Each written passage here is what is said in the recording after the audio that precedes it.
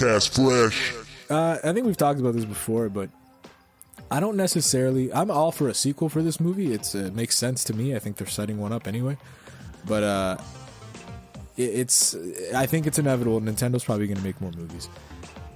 When it comes to a Nintendo universe, I do not want to see this Mario movie somehow connect to a Metroid movie, which somehow connects to a Zelda movie. I don't need that. Keep the things separate. We don't need to do a Marvel here. Just make a Mario string of movies. Then maybe make like a I don't know, like a Star Fox anime. Then maybe make like a Zelda Netflix show. Whatever. Like, it doesn't matter. Just, I don't want any of these things to intertwine. I think it would not make sense to see like Samus in Mario's world looking for whatever. Like, it's stupid. That being said, I'm very excited for the future of Nintendo movies as a Nintendo fan. And yeah, I think it's inevitable that Mario's getting a sequel. It's killing it. I think it's at like 700 million right now. Yes, sir. Yeah, I think they have a series here on their hands, and it'll be interesting to see what that final number ends up being. You know, but yeah, I think obviously there'll be a sequel to the Mario movie. I mean, that's pretty. That one's pretty obvious, right? You don't sell $700 million worth of something and not want to create a copy. So I can definitely see that. As for what other series makes good movies from Nintendo, I don't know. Maybe a Donkey Kong movie where he's like a hitman or something. He's got to go around and kill the bad guys. He's in the Mario movie, and I don't think he's a hitman in there. That'd be a cool. I think it would actually be make sense for him to get some kind of spin-off movie, because that world. I kind of thought of you when I watched it. I remember, because you were so high off Donkey Kong 2, and I know you're a big fan of like that whole world and shit. So I was like, Chris would probably love this one part of this movie. Not like, that whole world, just the Donkey Kong part, like with all their fucking, tikis and shit where they live. Just awesome. Not their cheekies and shit. Their tikis and shit.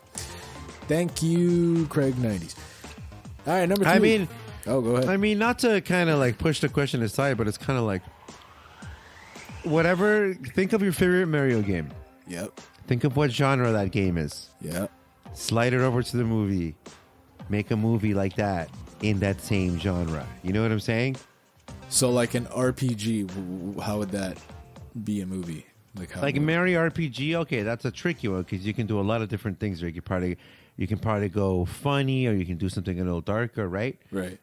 But like like you were saying, a Zelda movie, yeah, of course that lends itself to like some sort of like a classical piece or something like that, or maybe some kind of like an action sort of story takes place in the medieval times or whatever. Yeah, kind of like a Game of Thrones or something. Yeah, exactly. Luigi's Mansion can be some kind of a friendlier suspense horror kind of thing. Some Ghostbusters. Exactly. Something in the taste of a Ghostbusters, where it's spooky but not like it's not the Blair Witch Project, right? Right, yeah. So something like that, exactly. Like I was gonna say Goosebumps, but same idea, right? Like it's scary, but it's not gonna So I mean, like I said, man, and Mario for sure. I mean, for me, but Sonic, Sonic gets the credit for making these video game movies actually decent and actually. Is it Sonic or was it Detective Pikachu? Which one came out first? I don't know. I don't know anything about a Pikachu. Oh, that one was really good too. Hold on, I gotta see. Yeah, but did it do numbers like Sonic? Did it do numbers? It did more than Sonic. What? Yeah, I think. Hold on. Give me the numbers. Hold on, motherfucker. Because I think Sonic's like 300 million. Sonic, I think, was 400 million. Sonic the Hedgehog. Let's see. All right, Sonic the Hedgehog. Don't tell me it was Detective Pikachu. Pikachu came out first in 2019. Yeah. Sonic came out in 2020. I want to see the numbers. What are Pikachu's numbers? Okay, hold on. Shit, Jesus Christ. Okay, so the Sonic the Hedgehog box office. I want the box office. Oh, you're right. Okay, so it's made 319 million American, and Detective Pikachu's box office made 449 million. So wow, And I'm pretty sure this was the amazing. one that was the best-selling video game movie of all time until Mario Yeah. came and obviously killed it. Yeah, I'm definitely not in that target demo because I've never met a human being that's seen that movie except you, and I just found out that you've seen that movie. Really? I don't know. yeah. I think if you're like a 90s Pokemon fan, like you probably were going to go see it. I missed it. But if you didn't missed even it. know about it, I honestly think though you would enjoy it. It's not bad. It's kind of like Sonic, how there's like humans involved and shit. I actually like it more than Sonic, to be honest. Like I thought it was really good. Yeah, so you have the Sonic, the Pikachu effect, right, and now Mario. So I think with this, we're going to see maybe a whole spiel of video game movies.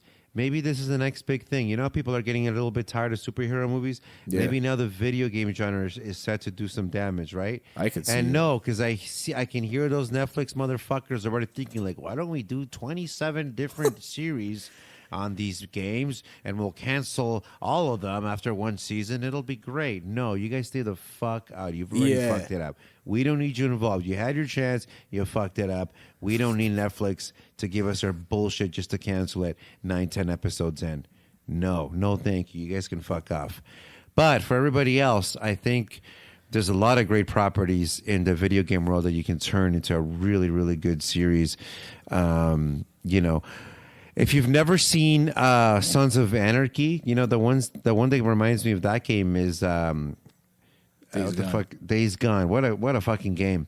Great storyline. Oh, I just love that game. I was watching a retrospective the other day. I just wanted to satisfy the craving I had for that game without actually playing it. That's funny. So I loaded up a 30-minute retro little gimmick on there on YouTube, and I'm like, yeah, and everything because that's the only platinum I have, by the way. Is like the Days Gone. That's the only platinum I'm surprised you have a platinum. That's pretty good. No, bro. I'm not a platinum hunter at all, but I caught that one by fluke too. Like I finished playing it, like I put way too many. Like I made love to that game. I made sure I really just had fun with it. But it turns out I finished like 83% of the game. So I was like, what? And that's not usually my average. I don't usually complete them that high. Yeah. And so I'm like, you know what? Let's just get the platinum. And there was like a bunch of different gimmicks that I had to do. But point is, I love the story of that game. And there's just something really cool about riding that motorcycle. I can only compare it to the cool feeling of driving in Grand Theft Auto 5 or riding a horse in Red Dead Redemption 2. They really nail it with the motorcycle. Nice. Still yet to play that game. I was actually going to message you the other day because that I think you'd like it. That developer is finally making a new game. Like Yeah, wait for the remake. Yeah. Well, I don't know. It could be a sequel that like no one really knows what they're working on. So that'd be pretty cool for you. And speaking of Netflix getting their hands dirty with video games, I thought it was Netflix, but it's not. It's Paramount Pictures. But they're making a Knuckles spin-off from Sonic 2. So that could be interesting too. Yeah, I think video game movies are going to be a big thing. Like now there's a Street Fighter movie in development. Like, I don't know. It's not going to stop. Podcast Fresh.